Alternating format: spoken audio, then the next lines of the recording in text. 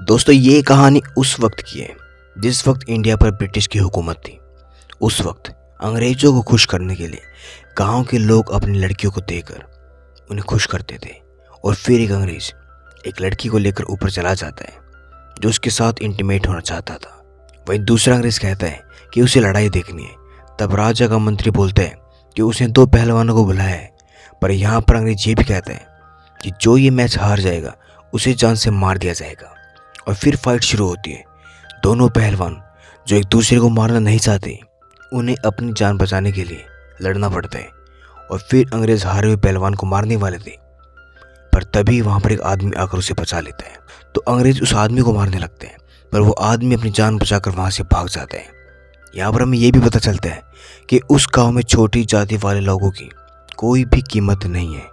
और फिर इस गाँव का राजा दिखाया जाता है जो कि परेशान होता है क्योंकि मंदिर के जेवर चोरी हो रहे थे और सेनापति इस बारे में कुछ नहीं कर पा रहा था।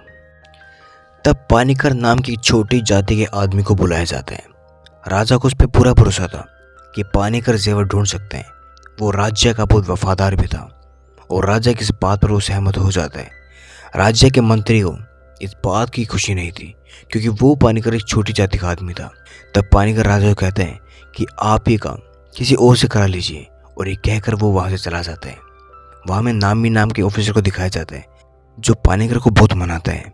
वह हमें दिखाया जाता है कि उस समय छोटी जाति की औरतों को कपड़े पहनने का अधिकार नहीं होता, और अगर कई छोटी औरतें कपड़े पहन लिए तो उन्हें टैक्स देना पड़ता था, और अगर उन्होंने टैक्स भी नहीं दिया तो उन्हें बुरी तरह से मारा जाता था। तब नंदिनी नाम की लड़की को दिखाया जाता है जो इनकी इस बात का विरोध करती है, और वो सब औरतों के साथ अपने बदन को ढककर इस सब का विरोध करती है, यानी कि वो हड़ताल करती है। पर राजा की सेना में एक आदमी ऐसा होता है जो छोटी जाति वाले लोगों से नफरत करता था। वो सबको घर जाने के लिए कहता है, पर कोई भी अंदर नहीं जाता। ये देखकर वो उन सब औरतों को अपने आदमियों से पिटवाता है। और इसी बीच नंदिनी को सेना के लोगों को मारते देख एक आदमी उससे अट्रैक्ट हो जाता है, और वो कहता है कि ज़रूर तेरी माँ ने किसी ऊंची जाति के आदमी के साथ काम किया होगा, इसलिए तुम इतनी गोरी पैदा हुई हो। और वो आदमी फिर उसके करीब जाता है, और फिर नंदिनी कहती है कि तुम लोगों को हमें नंगा देखने में मज़ा आता है और इसीलिए तुम ये सब करते हो। और तभी वो आदमी उसके कपड़े उतार देता है और कहता है अब इससे सबको सबक मिलेगा। पर तभी पैनिकर नंदिनी को बचाने के लिए वहाँ पर आ जाता है और वो सबको मार के भगा देता है और नंदिनी को कपड़े पहनने के लिए देता है। और फिर सेनापति राजा को पैनिकर को अरेस्ट करवाने के लिए ऑर्डर दिलवाता है। फिर राजा कहते हैं कि राज्य को आज़ादी दिलाने के लिए सबने मेहनत की थी, और लड़कियों को अपने शरीर को ढकने का टैक्स बहुत पहले से चल रहा है और हम इसका कुछ भी नहीं कर सकते।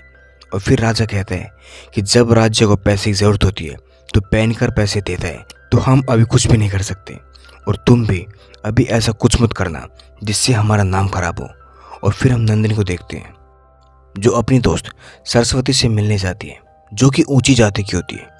सरस्वती उसे पहनने के लिए पुराने कपड़े देती है और साथ ही ये भी कहती है कि तुम इन कपड़ों को रात में पहनना, क्योंकि दिन में अगर किसी ने देख लिया तो तुम्हें भी और मुझे भी दोनों को दिक्कत हो जाएगी। और फिर रात के समय जब नंदिनी इन कपड़ों को पहनती है तो उसे बहुत अच्छा लगता है। और फिर कहानी में हमें पैनिकर के दादा को दिखाया जाता है जो कि कथकली देखना चाहते हैं। कथकली एक तरह का नृत्य होता है, यानी कि एक डांस होता है। इस पर पैनिकर उसे मना करता है, और वो ऐसा इसलिए कहता है क्योंकि कथकली सिर्फ ऊंची जाति के लोग देख सकते थे। वो अपने दादा को मना करता है, लेकिन उसके दादा नहीं मानते। तब पैनिकर की वाइफ उसे मना लेती है। वो उन्हें एक तरकीब देती है कि वो कथकली दूर से देख सकते हैं, और जब वो दूर से कथकली देख रहे होते हैं तो राज्य के आदमी को ये बात पता चल जाती है। वो उन्हें कहते हैं कि क्या तुम्हें पता है कि कथकली सिर्फ बड़ी जाति के लोग ही देख सकते हैं। फिर पैनिकर के दादा कहते हैं पर मैं तो सिर्फ दूर से ही देख रहा हूँ, अगर आपको यही पसंद नहीं है तो मैं यहाँ से चला जाता हूँ। पर राज्य का आदमी कहता है कि तुमने गलती की है और इसकी सज़ा भी तुम्हें ज़रूर मिलेगी। और उसे ये भी कहता है कि तुमने इतने अच्छे कपड़े कैसे पहने हैं। और इसके बाद सेनापति पैनिकर के दादा को मारने लगता है, और तभी वहाँ पर पैनिकर आ जाता है और वो कहता है कि मेरे दादा यहाँ पर कथकली क्यों नहीं देख सकते, ये मेरी ज़मीन है। और फिर वो पंडित को मंदिर की दीवार बनाने के लिए पैसे देता है, जिससे पुजारी खुश हो जाते हैं। दरअसल पैनिकर छोटी जाति का था पर वो अमीर था। और फिर राज्य के लोग उसे कहते हैं कि तेरी हिम्मत बहुत बढ़ रही है। तब पैनिकर कथकली वालों को डबल पैसे देकर मंदिर से दूर शो करवाते हैं, ये देखकर राज्य के आदमी गुस्सा हो जाते हैं और वहाँ से चले जाते हैं। और बाद में हम देखते हैं कि सेनापति अपनी सेना के साथ चोरों को ढूंढने के लिए जंगल में जाते हैं।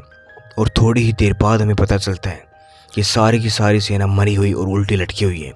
और यहाँ हमें ये पता चलता है कि जिसने जेवर लूटे थे वो कोई चोर नहीं था, बल्कि वो नीची जाति का आदमी था और उसने खुद ही जेवर छिपा दिए थे। लेकिन उसे अब खुद भी नहीं पता था कि जहाँ पर उसने जेवर छिपाए थे वो वहीं पर है या नहीं।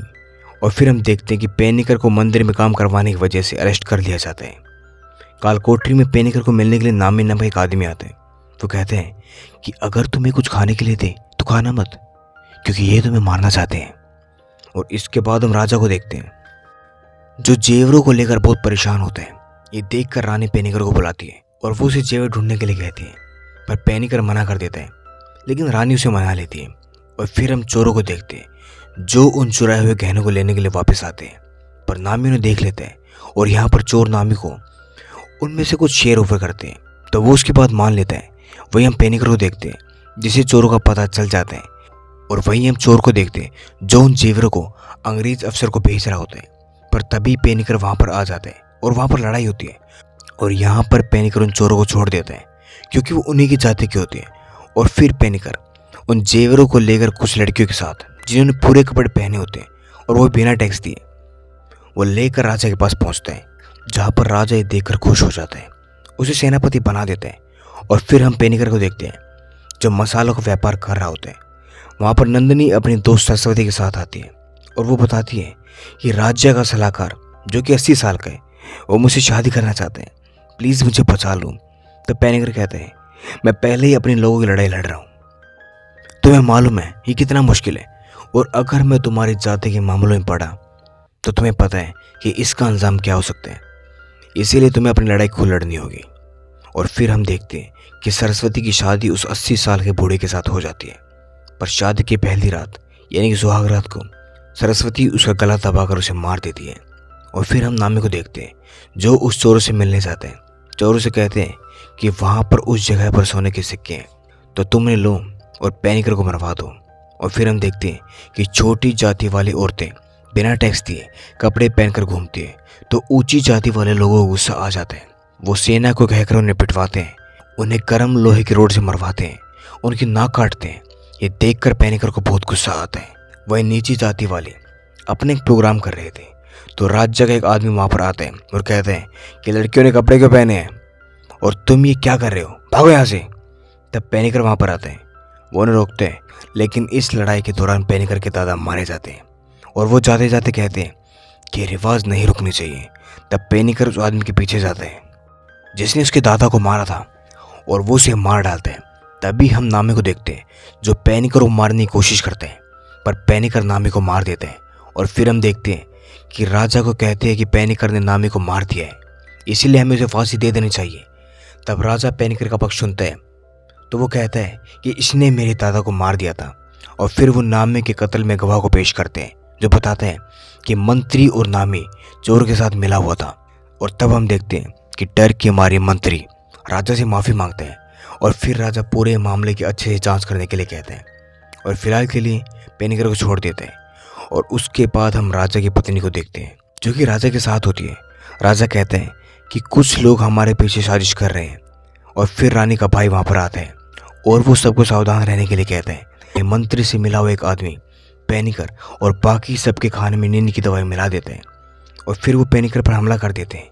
और इस बीच पेनिकर नींद में होते हैं, लेकिन वो लड़ते हैं, लेकिन वो मारा जाता है क्योंकि उसे पूरी तरह से होश नहीं होता, क्योंकि वो नींद में होते हैं।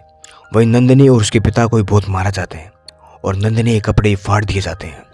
और इसके बाद नंदिनी को बहुत गुस्सा आता है। नंदिनी अपने ब्रेस्ट को काट देती है और कहती है, ये लो और इसे अपने राजा को दे देना, मुझे ऐसे राज्य में नहीं रहना जहाँ पर औरतों की इज्जत नहीं करी जाती। और इस तरह नंदिनी मर जाती है। और जिसके बाद मंत्री उसे चलवा देता है और सब पर अत्याचार करता है। और इस तरह पेनिकर का बिजनेस भी पूरी तरह से तहस नहस हो जाता है। लेकिन गांव वाले भड़क जाते हैं और वो उन सब पर उल्टा वार करते हैं और वो उन सबको ही मार देते हैं। और इसी के साथ ये कहानी यहाँ पर ख़त्म हो जाती है। उम्मीद करते हैं आपको कहानी पसंद आई होगी। दोस्तों, ये एक सच्ची कहानी है। अगर आपको ये कहानी सुनकर ज़रा भी बुरा लगा कि हमारे अतीत में नीची जाति वालों के साथ क्या क्या होता था, तो इस चैनल को सब्सक्राइब करना ना भूलें। मिलते हैं अगली कहानी में।